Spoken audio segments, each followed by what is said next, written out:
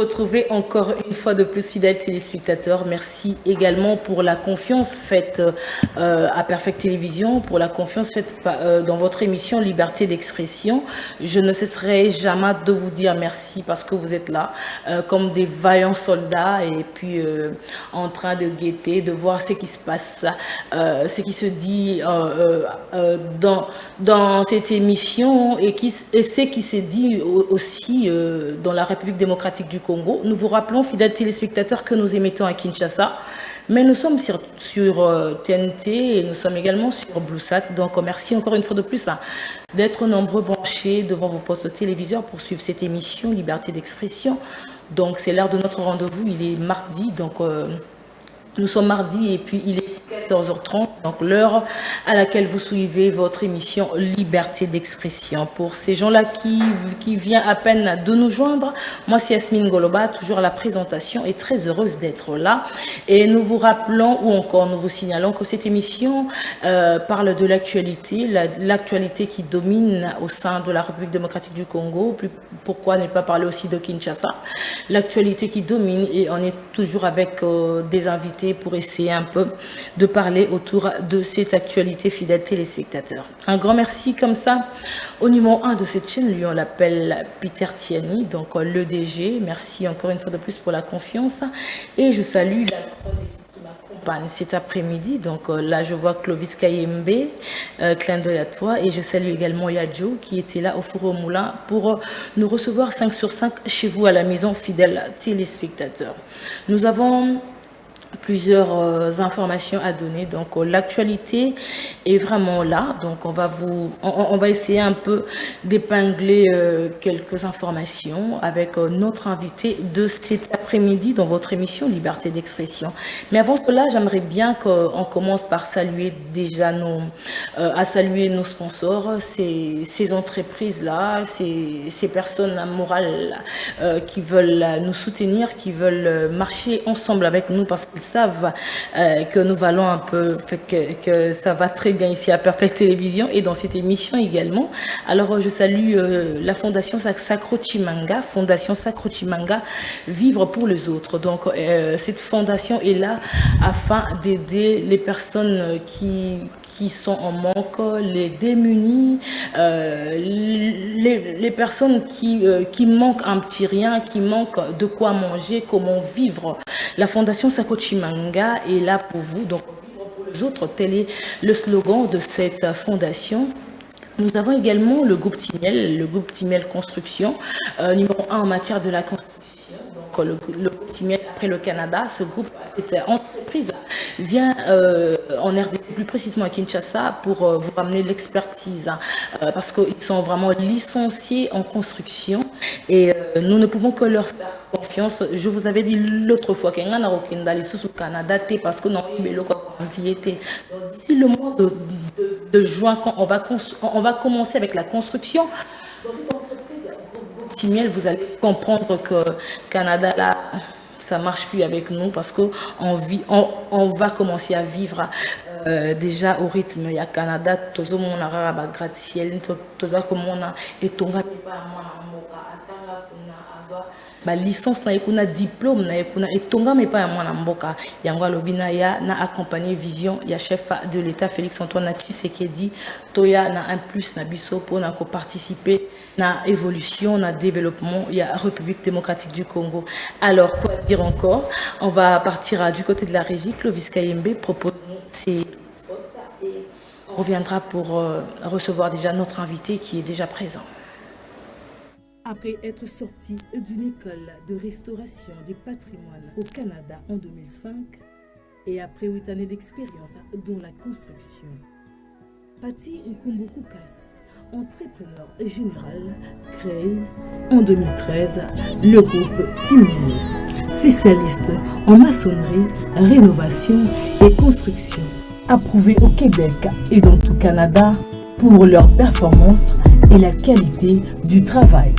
Aujourd'hui élu lauréat dans la catégorie du meilleur partenaire de l'année 2023 par Prix Domus. Le groupe Timiel Construction, après le Canada, arrive en RDC pour vous offrir les meilleurs services en matière de la construction. Car nous construisons pour l'avenir. Groupe Timiel Construction, faire de nos rêves une réalité. Fondation Sacro Chimanga. Amour, solidarité et unité. Pour accompagner, aider les personnes vulnérables. Les veuves, les orphelins, les personnes vivant avec handicap et les VA. Surtout, promouvoir l'entrepreneuriat des femmes.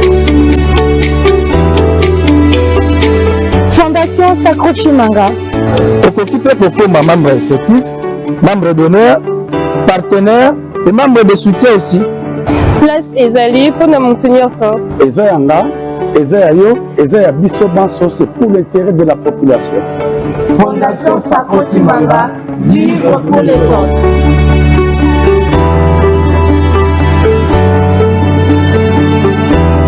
Voilà, fidèles téléspectateurs, c'était là ces personnes morales hein, qui veulent marcher avec nous parce que ils ont dit pourquoi ne pas rejoindre la vision du chef de l'État, donc chercher l'épanouissement, le développement de la République démocratique du Congo.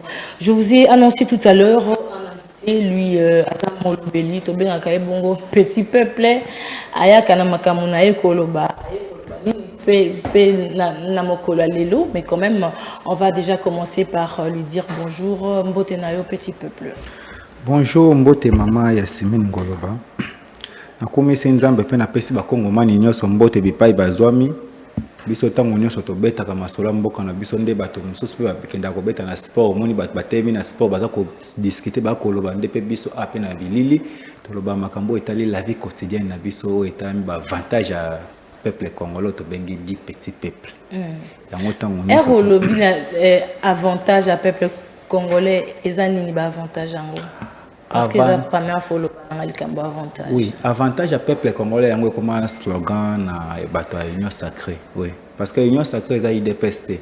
Union sacrée za liba parti politique union so ya minene et que basangani na kombo majorité accompagnement nango bazo accompagner vision un chef de l'état na landisama ya les peuples d'abord. Mais ce qui to benga ngo slogan parce que depuis 2006 occupation plutôt les mêmes problèmes il y a moins africain bango ce que ba memang comme slogan ba koma ata bango makambo esimbate abimika na bureau mbala moko au nom du Père du Fils et du Saint-Esprit ya monde comment nous soutenons les visions des chefs de l'État les peuples d'abord ce que tourner les peuples d'abord ngozanine les peuples d'abord ils ont ba occupation mike mama ils ont ba occupation na bango minene kuna te makambo minene tata mokonza osalango et makambo wa mike si les peuples d'abord les peuples d'abord ba o ba kosia na kosala yango pe esimba pe eza na kati ya suivi bango na nde basi na kobenga na ba ministre ba DG ba député ba nani sikatango ete biso peuple to moni ba occupation na biso ezali mukie et mona na penza te zo mona na te et que likolo kuna ba avancement ezali mais na bongo biso ce qu'on a c'est bo ki pe biso te mbamo to kotombola mongongo makasi to koloba kena comment te se bino bo sala musala bo zo ba mbongo ma biso occupation na biso na sima na biso na kombo na biso les peuples d'abord mais ce que la réalité au monde les peuples d'abord akomola la libanda ya akomola la libanda aotoka mani na ba bidon ce que la muki na tango ke kutaka tout le monde na bidon nani ako exécuter vision chef de l'état ezali ba DG ba directeur ba bourgmestre ba nani ba ministre ba nani ba nani comment ba gouverneur mais ce que to comment komona ke makambo na biso comme Guy ba komika cause de depuis janvier boze la ministre bino boze la gouvernement mais au moins que balobe na biso ni na campagne balobi voter utile voter utile biso to tu confiance nyonso tata mokonzi to voter tata mokonzi mboka et comme na suka nango ba police balobi biso tozana maele mingi koleka bino peuple babalusi yango comme sei wana biso tolinga to mema changement na parlement pour te tomona moya ko longola système o ba che pona ko bloquer peuple système on ko bloquer peuple na ba occupation peuple transport mai courant kolia biloko ezali komata mingi baye kokosa biso ba kosi biso ki ote ezali covid-19 mais soko kena ba Brazza Angola wa opinion omona biloko na bango za nyonso to so na bango za 1000 francs lelo mais awa omona indien libanais autine na mboka na bango so olandele bien azana pauvreté mais azangi ba moyen na mboka na awa komi riche siko ba kondi fa ba mituna ndenge nini india ye pauvre awa ye na misolote mais aye na riche ndeni nzoka nde eza système pa maman système wana basala eza système moko tindika chakala donc bakotindika nini mpo bachakala na nini kasi baotindika le peuple d'abord baochakala donc les peuples d'abord le peuple va se retrouver dans côté des systèmes on est système moko mabe ata ko premier ministre abimi mais soka kuti déjà système ima ezoko baluka soki premier ministre ya lobi oh te na lingi mai baluka te telema bakolinga premier ministre wana te mai ko telema za nini explication moke maman balaba les ana oui band na oui band wana ezali batie ba marquage au sorté bon ba marquage au sort na biso balobi beza ba politicien il faut bazwa peuple ba katisa peuple c'est que so tali ba politicien comme on a bien ba marquage au sort na bango koti na kati ya politique donc il faut muto ya na kati ya politique na parti politique nde siko aza na kati ya accompagnement ya banda kwa malamu mituka pe botamboli malamu pe na ba soda mais c'est que so ko za na kati ya parti politique te au bénéficier na makambo tali mboka oyo libumu tulu pambate okomona ke na ba occupation na weza gi okoko maliboma na kati ya mboka oyo ke biso to bundelaki nga bakangaka nga mama plaisir fa bakanganga na kan church pour la liberté d'expression na papa Etienne Tshisekedi ouais nga za pena mwana IDPS ya tongo ba o nyoso tu bazoya ba yeye wana ba kozwa misolo baza na souci ya mboka ote tata mokonzi za na souci ya mboka o na ba to mususu me ba o ba ko tutaka tolo butumo souci ezate parce que ce souci ezali tata mokonzi matisa information aiguë fallait que non suiviez ça là pour biso ba occupation za la malamu nzela ya mai route ya tourisme ba chaki yango ba bino février, le 23 février, bah au Kangango, bah aussi c'est le 23 mars. Le 23 mars, il y a l'équipe déjà qui est au talent tourisme. Les peuples d'abord, ils ont donné les boulots kobanda entrer donc kobanda entrer à mon konzambo kaso poussani mo muke maboule bandi wana ti na SK. Et bon, que ce soit embouteillage et bandi kobanda na côté à Ngalema Saint-Terre ti wapi. Embouteillage oui embouteillage on est ko uta na nini oui embouteillage o eza na kati ya boulevard ezali bobele amboye mapamba embouteillage ezate esengela ete ba agent l'état bazala bobele na kati ya conscience pe ya kosala mosala na ndenge mais kasi ba agent ba osala contrôle les lots yango na monsieur créer embouteillage contrôle net ya nini ba osenga maman je crois mais maman n'était que biso peuple à tout moment biso tozo respecter ba occupation pe makambo etali mbola matadi na retour na mbola matadi fois c'est la biso nde to mona bangiringiri bazo konzambo kasangisi ngiringiri na bandal ngiringiri kasavubu elengesa koti bumbu selembao wana kitoko makasi to lingi biloko ni sala continuité mais soko soko ke na ngiringiri kasavubu osala na kitambo yakasi ko bandalo ngemona makambo bandal lemba ezoko tonga mapenza te omona ke mama bule za vraiment ba occupation na biso za makasi mingi to sengi na tata mokonzi ekolo ete asila na kotala ba occupation na biso bengi petit peuple ba occupation ngo za nini eza lokwa moka ba kagame parce que tant biso to lo ba ke no to bunda bitumba kuna tata mokonzi osala mais pona nini garantie locatif eza respecté te 3 mois garantie locatif na mboka o état des droits mibeko ezali ba bayer ba lobi l'état tongela ba onda côté mais c'est que lokwa l'état tonganda côté donc c'est que l'état peut assaler le comment côté cassé donc nazo comprendre té merci donc petit peuple ya kolobezali ebele déjà fidèles téléspectateurs tu annonces une actualité où ils a dominé par grève annoncée par les agents et fonctionnaires de l'administration publique balobi ceux qui bafuti bango moi na bango ya mars c'était mais moi on peut à mars papa et ça fait avant na noter parce que bozolo bakeso bafutité parce que na mois passé bato mususu bazwa ki salaire mais kasi misusu bazwa kité ceux qui bafuti bango te donc ba agent na ba fonctionnaire ya administration publique balobi bongo bakokenda na grève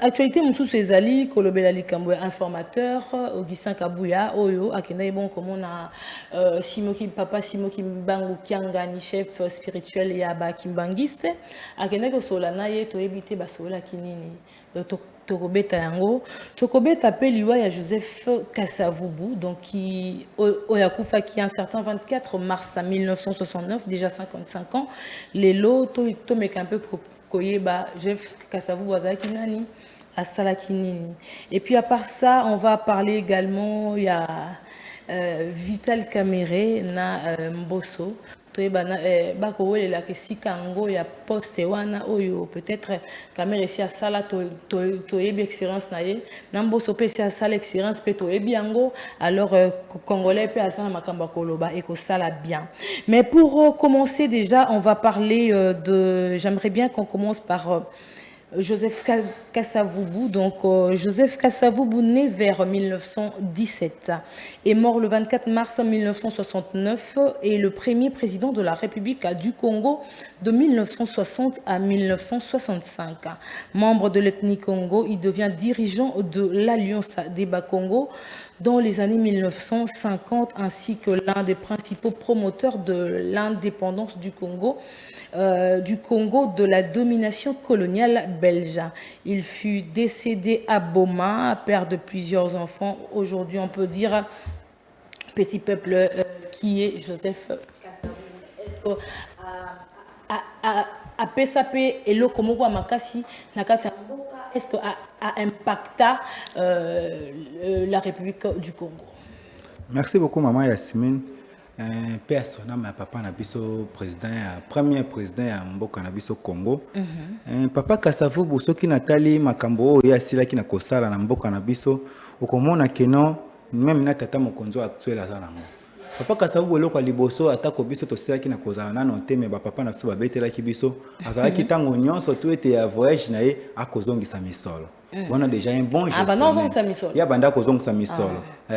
Donc, Congo, quoi, oui, bien. Hier, Alinga, papa Kasavubu, Alinga qui était à commissaire Belgique, na France, et comme le roi neti Congo. Na sens unique. Pour yemo ka banda ko saka daba va et vient. On Alinga qui keno moto moindo aza na influence te pa ya moto ya pembe. Yango moni te tango anga mebiso amemi amanda ko mebiso na façon ya malamu. Est-ce que la façon à malamu tout le monde a pété il y a zaki malili trop bazoye bate azo diriger ndenge nini koto ba jeune mboka lumumba suka lobi ya pa yeko loba boy au monde kazaki vraiment autoritaire te na kati ya makambwana ya ko gérer mboka. Maman omoni mboka au Congo za mboka moko ya pays état de droit démocratie. Papa Kasavubu alingaki makambo makila te. Alingaki violence te. Ça le roi lokola tata mokonzi na biso école za siko actuel Félix Antoine Tshisekedi Tshilombo. Ya lingi violence te, ya lingi respect ya mibeko en plus to zala na kati ya kobanga mibeko ya mboka.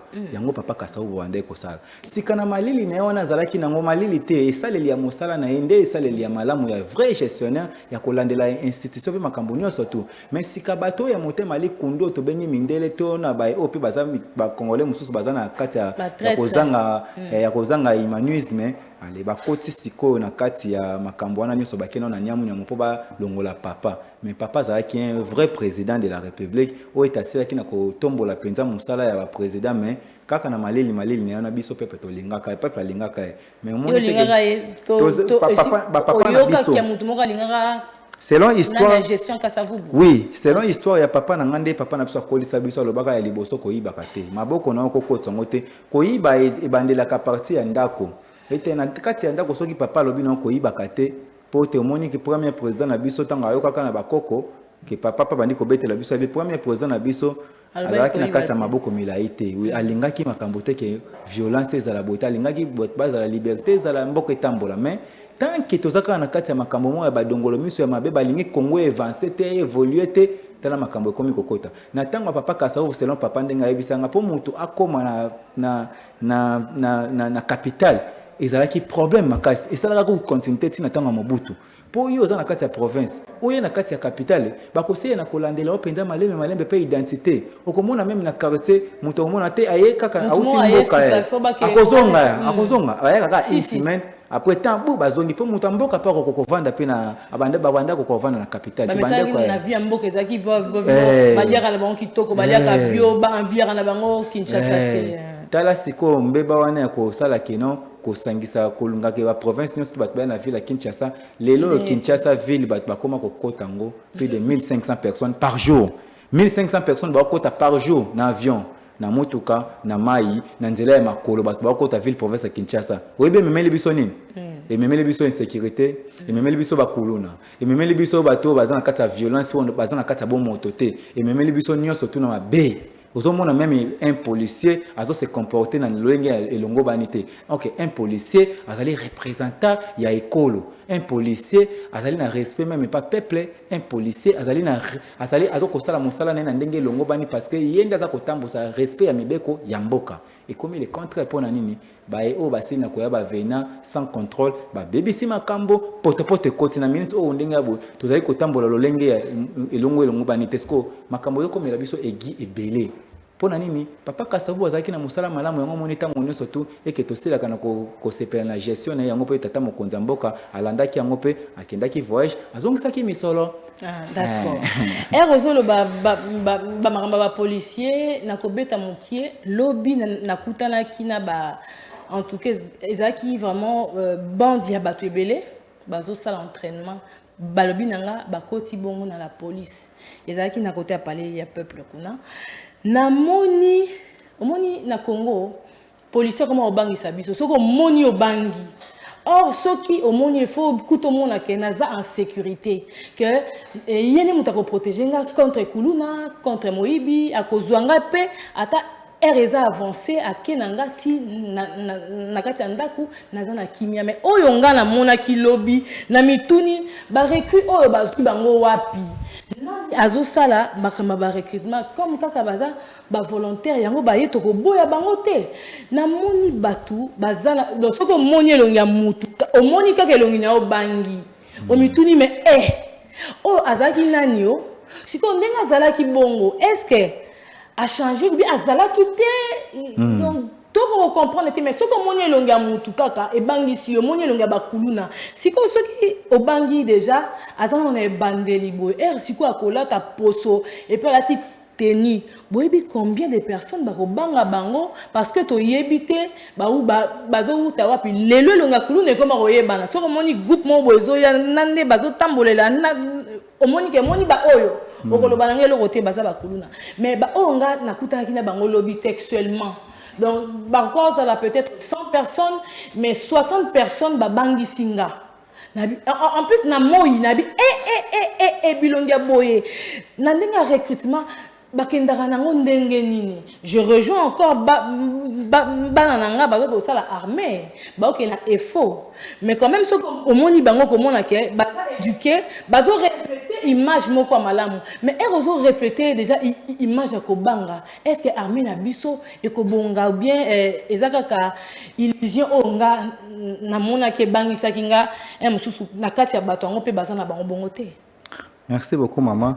Makambo aussi na kota la police.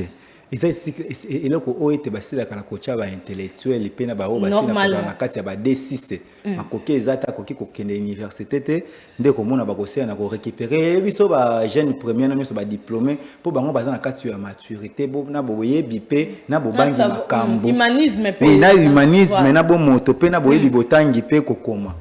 Maman yo lobi ko to mona ki ngai nde policier moko atelemisa ki ngai mama nazalaki bobele na motuka policier atelemisi ngai document na mimaki ezalaki document ya motuka mosusu bon ko bima pressé mbango na lobite na bima nazui na bimi na motuka mosusu tant na bandi ko bima na ko tambola we na kutana agent de l'ordre ponga na respectaka mibeko makasi mama ngai na kati ali mafona yebal agent l'état doit interpeller ngana likambo nini ngana kimaka te pona yebi ke na tambolaka malamu na balabala na telemi singai o laksa document pour te peuple congolais faise na koyeba ke infraction pe policier sila kana koya tango te yo sila na ko boya ko pesa document tango police akopte le miso butu moye même mbule zo beta même ina tongo même ina butu telema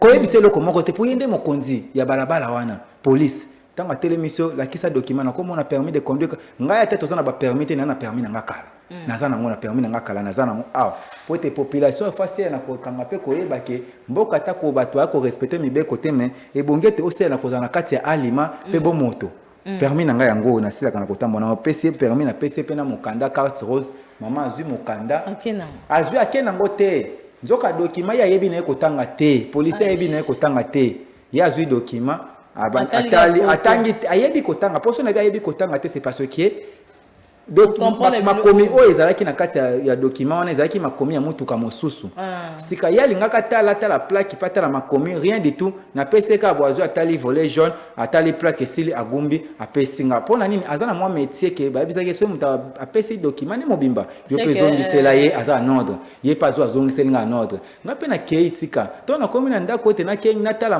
na longola document na ko tala document za mutuka mosusu nebi nzambe na simbi mutu na bandi ko sala l'expérience na tala bonso kana bi mais c'est que policier wana tanga kité elingi koloba nini elingi koloba ke ba konzo ba kozwa ba policier ba ozwa bango te ke po batangi classe te po ba tcha bango na balabala te eza mboka mobimba police eza mboka mobimba azo représenter république et bonge te bosé na kocha bato baza na kati ko yeba lopoto pe lingala malamu pe boyebi bokomi pe botangi pamba te ba kosé na kozala kati ya ba criminel climat yibi motuka to asi na kosala mamambo mingi bakomi azotamba na mutuka bato otelemise yo yebi kokoma kotanga te bapesi o document tanga oyebi kotanga te peut-être za mutuka mususu document mususu parce que déjà comme la accident on a comme la peuple comme la peuple mutuka sika yebi sanga nani ba policier na biso bazoyeba kotanga te pourquoi ba général o ete basé na na recrutement bazo recruter bato ba volontaire on est bon bazwa moto asi na koyeba kokoma pe kotanga mosala ya police ezali mosala ya violence te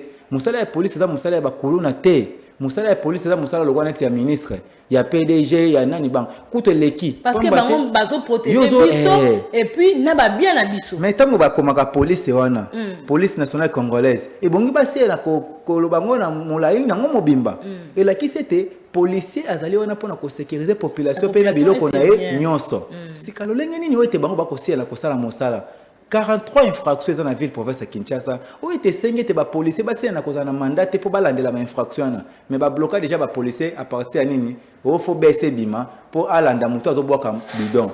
Baisser bima alanda muto azo ko sala ba infraction. Baisser bima. Non, partout en Afrique na monde, o kotikala ko tambola te comme on policier et qui a na cause na kata ko respect azo alola la mibeko ba pesa e ningisa te. Azaka de na ningisa tanga lati déjà teni et qui amoni moto na kata violence à côté les melaye. Yango faut ko boka mbele na ba konzi ba général o ba sina cause likolo police pe na mokonza mboka et qui recrute mais au salama ba jeune basé belé na ba quartier na ba avenue na ba province pe na ba capitale ba yebi bokomi ba yebi bokomi na botangi mais pona nini mama baza ko boya kokota police na armée poete misolezali mokete misoleze belé mais siko ba senti mezate tango ba senti mezate mosolo o bo futa ba soldata bo bandi ko futa ba 500,000 ba ko sala nango eloko moko te pamba te ba revenir ya senti mezate ba konza mboka pona nini bino bozolinga kaka biso to lia mbongo oyo petit peu to bandoko lo balikamba police na yebi na ngate komi na likamba ba senti oui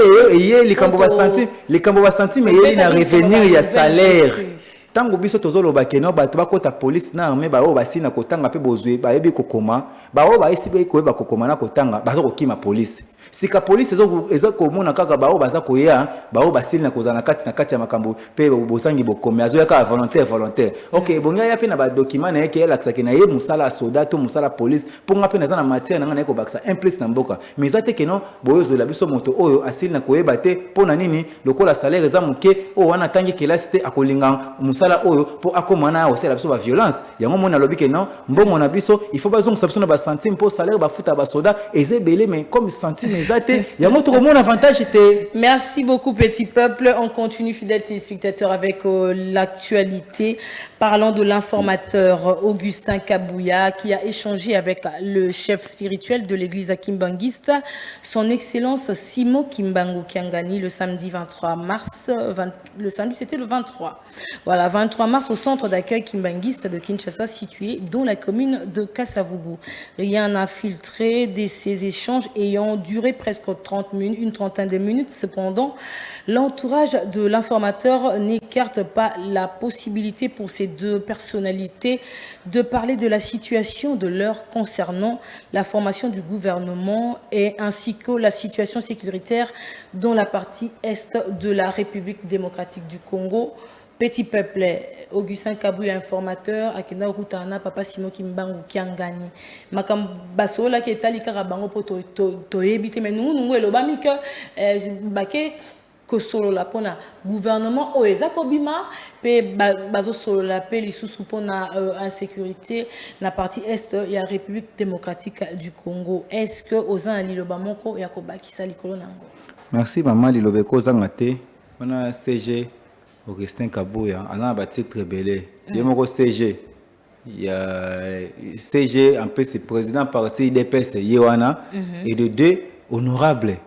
ye wana lisusu akende lisusu papa osa kijale lote te wana ki jale azali mokonzi na biso parti ebongi aza mokonzi na biso parti ebongi na talisa pe ba ndenga azalelele Augustin Kabuya azali honorable et que ye wana lisusu asina kozala formateur informateur et que akeye pa papa spirituel ya biso ya kimbangiste azali moto monene penza tango ete gouvernement ezali kobima ebongi ete papa aza pasteur pas ali papa monene ya mboka Congo et qui ecclesia monene penzo to bengi kimbangiste azali na liloba pe na ba mwa makambo o pe bakokosolane etali ke ya makambo pe ya mboka donc ezali na ndenga mabete côté ana pena na pese coup de chapeau na papa Simon Kimbangu Kiangani et que ndenge bakutana kina Serge Augustin Kabuya makambo solola ki siko na likambo ko solola ya kati ya gouvernement sika est-ce que ça na lieni na chef spirituel Kimbangu est-ce que papa Kimbangi papa Simon Kimbangu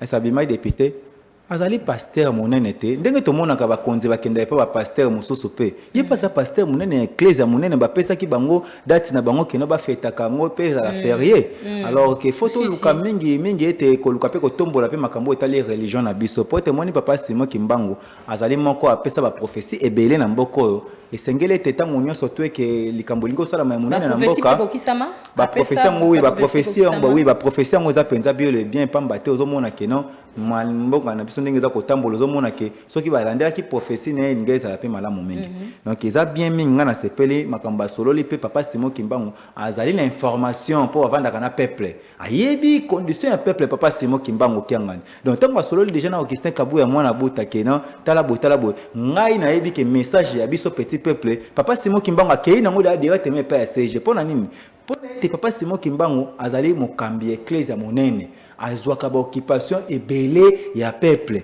ayokaka bosenga ya peuple sika akutani na moto aza kosola na oui est kuna kimia ezali oui ayebi il faut que ça lelo komoko aza pe na orientation na ye pote ba régime mususu pe akala peut-être ba bande ko kipe pe na makambo mususu te maintenant sika oyo te siko lokola ite azali na ekulu pe bato pe ebele penza pote kimbangiste soko pesi pe mot d'ordre pe boebu omona pe mobilisation ya makasi ayoka ki makambo ngana yebi ke makambo biso to loba siko ya la vie quotidienne ya petit peuple papa Simon Kimbangu ayebisa ki Augustin Kabuya na ko yebisa yango elakisi nini ke premier ministre wa koya azala indépendant azala na kati ya manipulation te na lobite ke matata mponi azala ki bien na lobi yango te mais na lobi ka ke te gestion ndenga bande ko kamba ya indépendance na ito mona ki keno achaki bo pe na kati ya biloko achaki wana eke batu pe bazali kokota pe kokende na ba biloko na ba efasa ngo te elakisi ke azaki indépendant malgré ba kalaki na makambo ye moko pe ya makambo ya babukanga lonzo na ba biki na ye moko ayebi makambo na salaki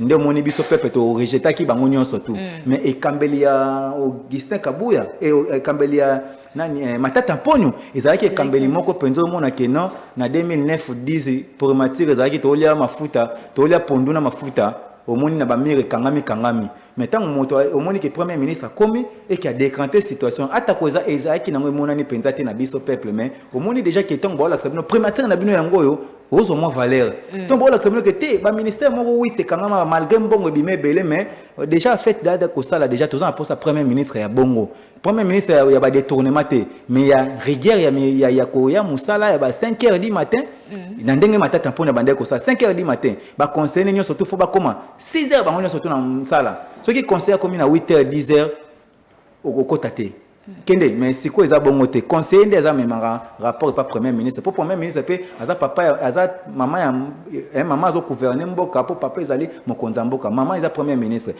nde phase la peine de occupation nyonso po biso la vie quotidienne na biso ba loi ezala respecter yango moni Augustin Kabuya kenda kimbango kwe akekuta na papa spirituel pour ayebisa ye mais kokuta na papa chef spirituel kimbangi c'est kaka te parce que ba passer un peu basé belé ba bonde la capé au bazako luka et puis intérêt Yabana Mboka.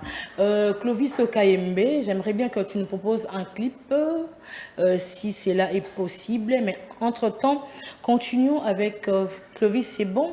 Entre-temps, on peut continuer. Bon, on prend d'abord ce clip, le temps pour nous de souffler un tout petit peu parce que petit peu penza lelo na moni boye oyaki penza na ba arme na yo nyonso tout nazo mona ndenge komaki yango ozo ko épingler ndenge toza ko évoluer mais en tout cas na tikelo temps ope maman moké et puis to rozonga pona to continuer à actualité na biso il y a mokolo ya lelo oyo tozali mardi 26 mars 2024.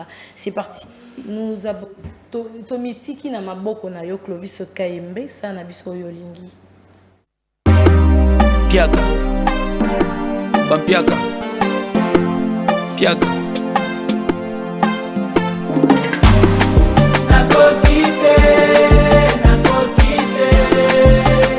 Zambe pesanga tanga bobomelanga na fiti. Nakokite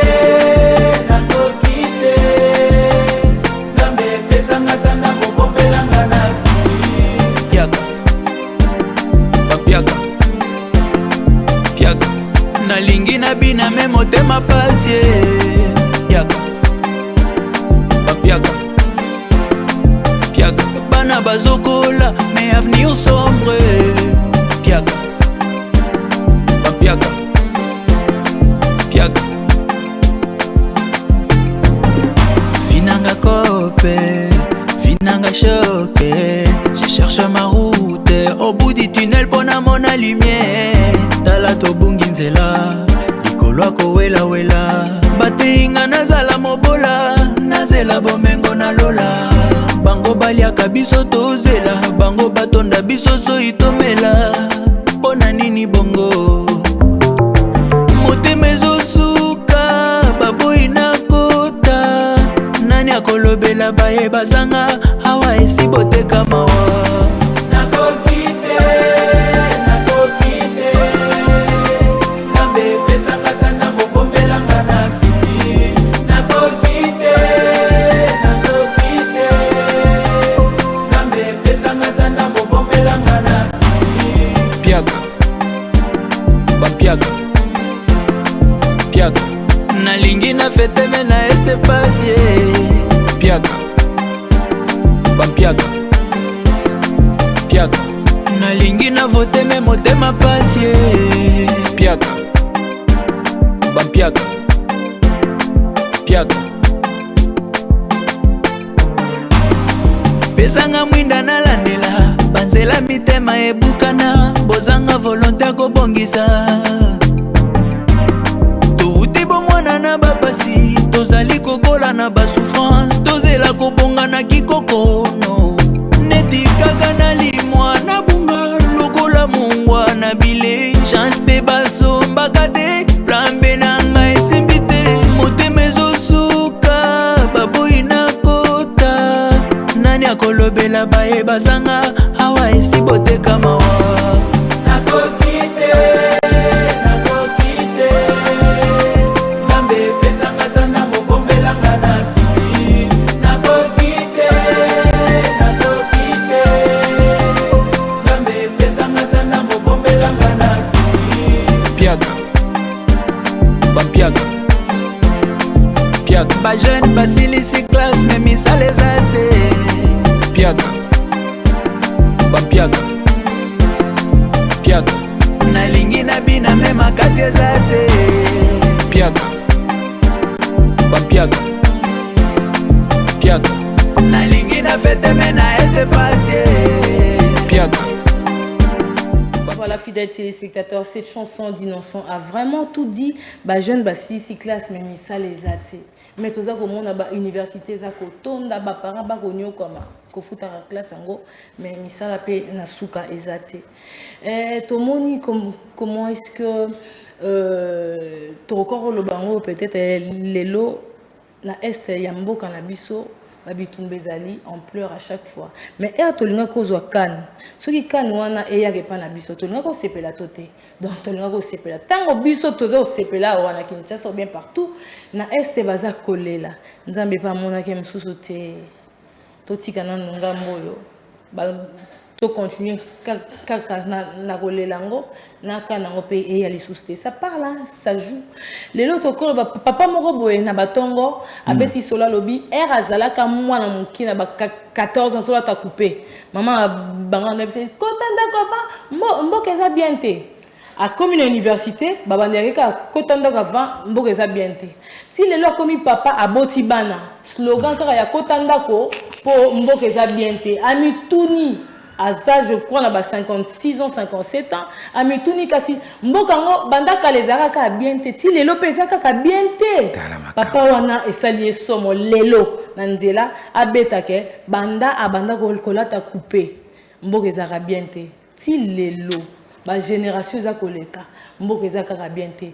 Tolobarango kaka pona esengo koloba. Tolobarango comme slogan moi comment on s'appelle ça batou. Tolobarango po esape bongo. Aïe aïe aïe aïe. On va avancer. Grève annoncée par les agents et fonctionnaires de l'administration publique.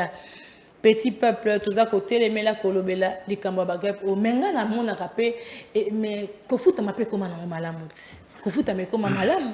Pour anyo ko réclamer moi oyo nanu bo sali kaka 6 jours à pamba zuna mbongo te mais déjà boza kolela kolobake ceux qui bafutite grève ko salama. Pour ani Congolais pas linga ke sengote parce que babi 6 jours lesquels nous le bataille que kofuta maté lobby pourquoi ko intimider ba autorité ngo ya biso ba oh bazo sala musala ngo pe toloba quand même que les lots fonctionnaires en surtout comment koloba ke mbongo et kotara na compte na ya banque Maman Yasmine, tant que vous avez makambwana. Nazo kosa te. Oui, vous avez kosa te. Barrière à combien de mois? Et 0 sur 0. Arriéré. Information que gouvernement central est bandit déjà coupé sa misolo parce que fonction publique déjà est fongola qui déjà makambo.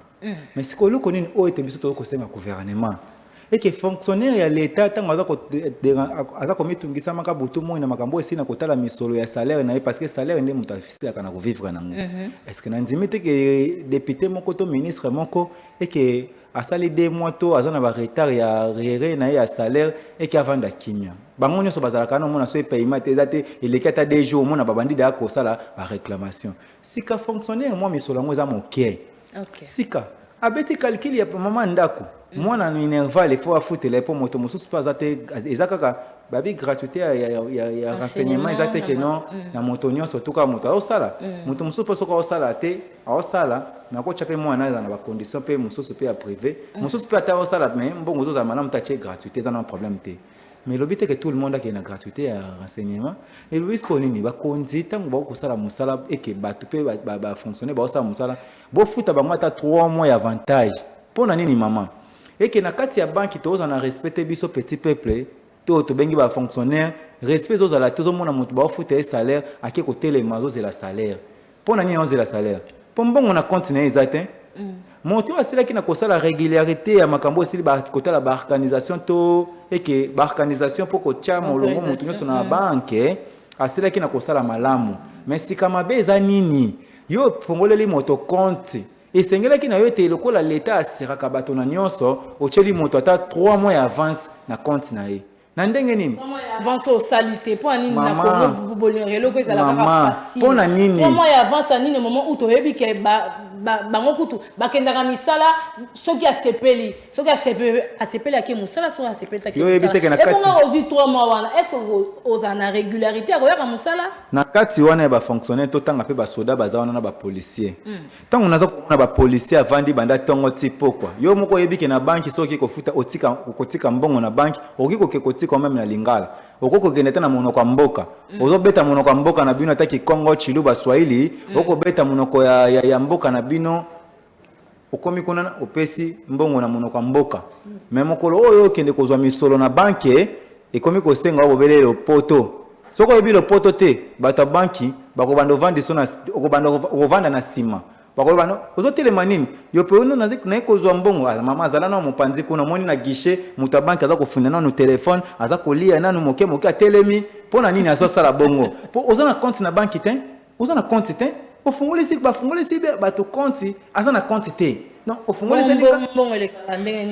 mbongo elekaka eye evandi na Corbeil tango evandi na Corbeil wana ezaka ka montant wana si kabino nyonso tu bokomika koya kozwa mbongo ngo et même moment machine echauffaka au moins machine échauffée ba biso mbo vanda na muke kuno machine ezo pona nini bino nyonso boya kozwa mbongo bino nyonso calcul maman si ka l'état a protéger ka bato l'état c'est la kana kocha moto azala na kimia tango soda oche wana bo musoleza la mo belé mutako sundola ne pe mbongo abi loko ba futi les 5 na kwa kozongo les 7 to na kozongo les 8 to les 10 pona les 5 ayebi ke ba revenir eza mususu pe de part et d'autre pe salaire eza mo belé pona nini soka zwi anga zwi ndambo etikali salaire wana ezo esusu kuna akozwa ndambo etikali okomona kata ba futi batu bafani na bango kimia pona nini ana continue déjà ayebi ke na kokenda ta na minute na kozwa mbongo sikatango yo bike batu nyonso tu na futi bino bokende eza un peu soni mingi na 21e siècle pe eza un peu soni mingi na 21e siècle to mona ba autorité na biso ke ba fonctionner ba komi kolela ke non bo sala mbongo bo futa biso mbongo salaire basakana kana ngote mama tongo moto tobimaka na tongo tobimaka na tongo mbula tokenda kosala musala eke tokenda kapona kosala musala teke botoke sa musala pona bana pour salaire on ezaka pona bana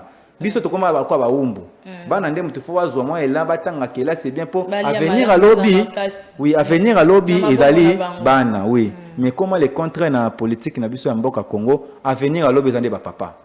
Merci petit peuple to kenda pe na ko chuter koloba lelo parlement assemblée poste et sikawana ya présidence wana tobeta yango nani okokamba malamu soki totali tomoni pena kende kona biso papa kamere akambaka zaka pacificateur malamu pe makasi na tango ya kambaka tomoni pe papa mboso o alobaka nyonyo surtout eza théâtre te donc yepé akambaki malamu mais petit peuple so to vali totali to lobanano totali penza nani okokamba sika wana malamu ya assemblée nationale na assemblée oui na assemblée nationale na biso muta okambango fois à la naître et fois à la député moko o auti pena na peuple parce que moni ba papa mboso ba papa Vital Kamerhe ata biso to kolobaki ba cha bango te mais na système na bango et aussi ba no touche pamba oyo vandi no lobi te ba cha Kamerhe te ba cha papa mboso te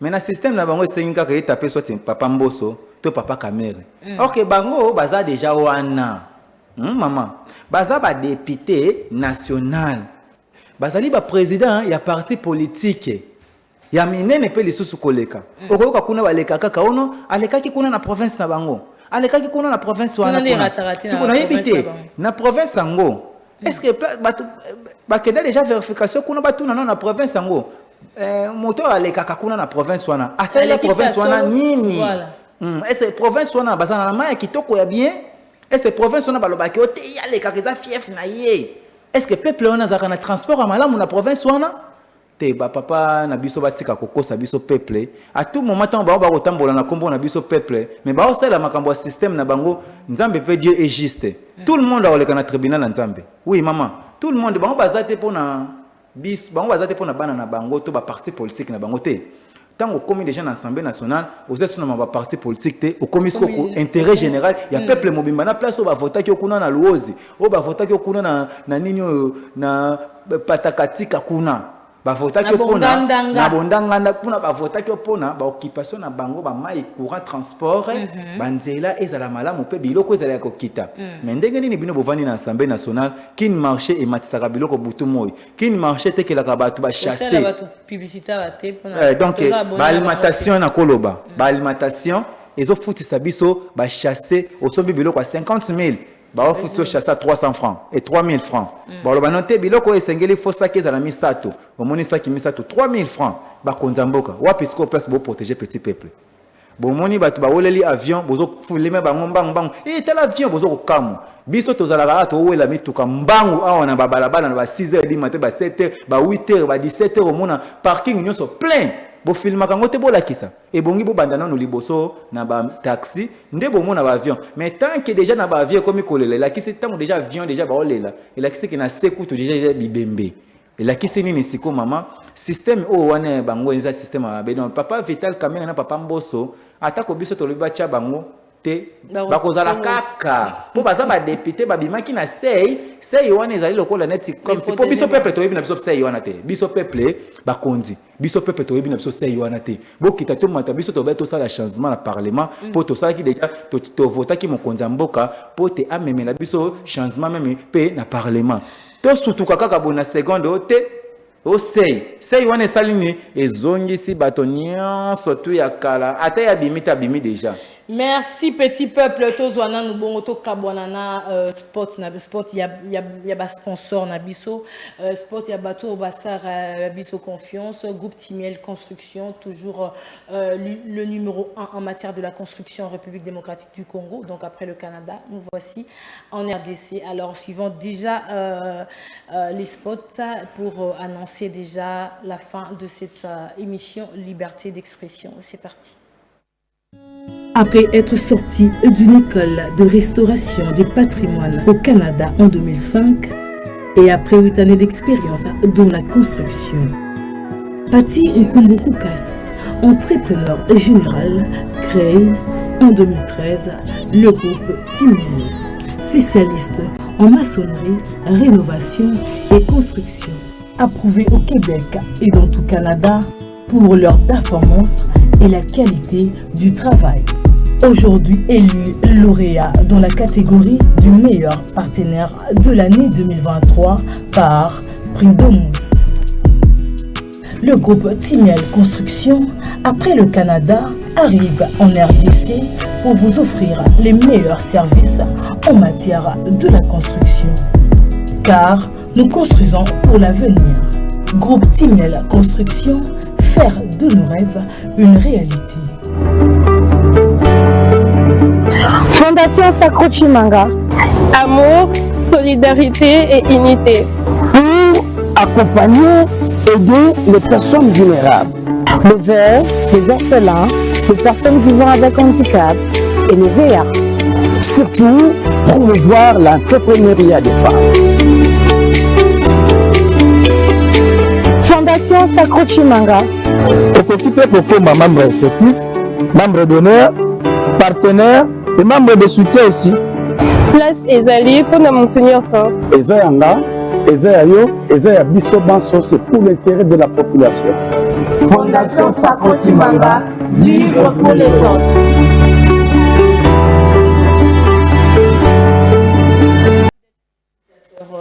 Fondation Sacro Chimanga, Ayokaka Kolela, ya peuple, sika moko baza kolele sika moko baza na passe sika moko baza na posa ya mai baza na posa ya soutien ya bato soutien. Alors Fondation Sacro Chimanga eye sikoko intervenir il y a un slogan la bango vivre pour les autres. Donc baza pena na motema malamu mwana ya kosunga la population oyo azana pasi oyo aza kolela oyo aza ko souffrir. Et encore une fois de plus, groupe Timiel la construction, le numéro 1 en matière de la construction en RDC. Alors faites confiance, vous ne serez jamais déçus. Donc toche émission Orange, toche chaîne Orange, le bateau toye partenaire ya malamu ya sérieux OP akoya na makambo ya malamu. Petit peuple biso yo tokomi na suka ya émission na biso liberté d'expression ya mokolo lelo lilobani noki koloba ya suka na peuple congolais na bakonzi yo baza kolanda yo parce que tout à l'heure oya kozoloba ke gouvernement ke mitan na ngako kota makambo wana ebelete na bi yo mo kaka osukisa na biso ngo avant émission na biso et comme bon na suka. Merci beaucoup. Oye te tokosela na kosenga parce que train de jet tamboli déjà tokoyebisa bakonzi train de jet otambola moyen kokanga eza lisusu te to salle d'élection moyen kolongola bango eza lisusu te mais ko rappeler bango ka ke non ba oyo surtout ba fali na kati ya parlement na bouti na peuple soki bouti na peuple te c'est qu'il fallait bosala na bino élection te elingi koloba nini biso peuple tozana ba occupation belé to ozela banda to banda kozela depuis 2006 eloko ali boso to sengi na bino et que bozong c'est la biso ba centime. Parce que bozana bozoko dollar $, te bakonzi dollar ekitaka te te dollar ekitaka te dollar etikala kaka 1 na 0 moko. Ok. Moi na mondele soko yebisa tanga 1 tina 5, akotanga ngo 1 tina 5 eza $5, akotanga $1, $2, $3, $4, $5. Na kati ya $1 wana eza na bambongo mwa mike ezalaka wana bana baliaka ngo na ba mikila mindele, même na Cameroun baliaka ngo, même na Brazzaville baliaka bambongo mike. Sika bino bakonzi ya Congo. Tango soko bino bolobi ke non, ba occupation na biso bino bokosilisa yango, bokosilisa na mbongo nini? Po mbongo biso tolia konzeza mbongo na biso te. Parce que mbongo na biso po to atteindre mbongo mondele et yo biso doubler. Neti po na mbongo na biso po tozwa $10, 1 à 0 moko, il faut tozwa na 28 000. 28 000 epa ya mondele ezo compter misolo ebele mutu akosombela le pango. 28 000 $. Comment c'est que to compter mbongo na biso na combien? To banda mbongo na biso na combien? Peuple avandi na ba centime. Tango nyonso tu boko kamba mboka oyo boyeba ke peuple akobandaka kolela yango na baike non gouvernement oyo et outi ko bimela yalo kwa ke militant. Gouvernement outi ko bima ba ke militant. Tango bakozonga ezaka les mêmes jeux. Bon bakozonga peka na bango. Oh même système. Yo comment ça là wa. Mais système non. Mais système ata système ezwa ba pasteur. Ba pasteur ba lui soupe en tomate. Système mani ala kaso komi place wana soupe tomate okoka su kolobela peuple te yango moni batonyo surtout bakota parlement peuple asepela na bango kate omona peuple oza na kanda na bango bazolia bazomela ba occupé biso te pona nini soupe ya tomate ba député ba mela soupe tomate ba ministre ba mela soupe tomate moni soupe tomate muto awaningo aboya komelisa ngo bango za mokonza mboka mais ba pasteur déjà bazwa soupe tomate ba mela déjà ba bato et melama na ba politicien soupe tomate siko eloko ni tokosenga gouvernement ko ya boke ezala ko bouti militante boza bato sika boye botala ba occupation na biso mibeko bochela biso ezo la résolité police sécuriser population na biloko na ezali makamoso to mona courant na mai eza passe mingi transport kolobate kuluna kolobate garantie locatif lelo bato bakomi kolala libanda likola 10 mois so za na $300 aux vanda côté. Or que mibeko lobi 3 mois garantie locatif. Banani ba okamba mibeko, bato parlement ba kabola provincial nini. Biso to yebi makambo wana te biso to zélande ke non to mona provincial ba kitisi biloko ba kitisi ba nini mibeko zongi normal. Soki bo sali yango te à tout moment peuple kozala kaka na kati ya ko lela. Message ya ko memela mokonzi ya mboka, tata mokonzi ya ekolo. Papa Etienne Tshisekedi ya Mulumba pe ya sonam aboyaka kotambola na constitution oyo aboyaka ngo pambate parce que la constitution moso koti na kati nango yango ebandaka ko memo ebando tambusa gouvernement lokwa bateau canon rapide na mai biso siko peuple to banda ko loba po pesa biso teloko bo bando ko biso te po muto aza na canon rapide akoninga na kakabo eza constitution pesa valeur na ba politicien tazo asali 10 ans akozonga azongi sika yango moni balinga ko simba constitution te que bo modifier biso constitution bo longo l'intérêt ya ba politicien bo intérêt ya peuple liboso yango ba yembi nzembo pouvoir pour les peuples les peuples donc le ko la boloba ke slogan ezala nous soutenons les visions des chefs de l'État, les peuples d'abord aux anines, ils ont garanti locatif 3 mois, ils ont respecté tout foutanda pour nos francs congolais, dollars qui ont bon bisoté. Bonjour, c'est la centime pour bisoto lia, malam ou mapa na biso za ko kita, na biloko na biso ba transport. Merci beaucoup petit peuple fidèle téléspectateurs. Voici arrivé à la fin de cette émission Liberté d'expression. Petit peuple s'est exprimé, Azaki Pena libre yakoloba yako commenter sur actualité au Ezala qui dominé na mokolo ya lelo. Nous sommes à mardi 26 mars 2024.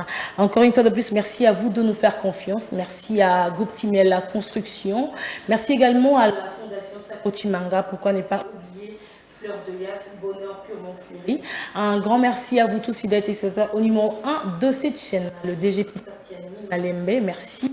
Merci également à Yadjo qui était présent. En tout cas, j'ai vraiment aimé, sans oublier Clovis Kayembe. Suivez cette émission en rediffusion demain mercredi à partir de 16h juste sur votre chaîne Perfect Télévision.